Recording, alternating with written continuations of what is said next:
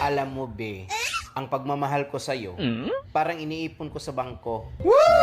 Oo, talaga ba, B? Lalo ba nadagdagdagan? Paubos na.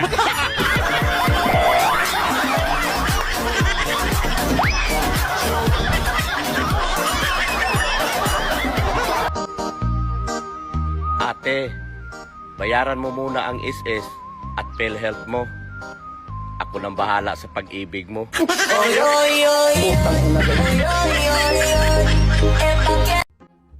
Butyak, nakikita mo ba yung babae nakikita ko? Oo, bakit? Yan ang ex-girlfriend ko. Hindi naman pala sexy at pangit pa. Talagang ganun. Yan ang kahinaan ko noon pa.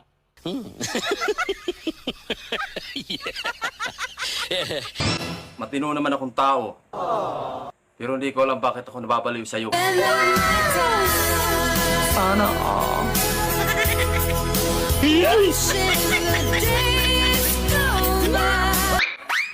Shane, kamusta yung exam niya, Shane? Zero ako pa. Zero ka? Okay lang yan, Shane. Pasensya ka na, ha? Ikaw yung nakakuha ng kabubuan ko. Okay lang yan pa. At least hindi ko nakuha yung kapangitan mo.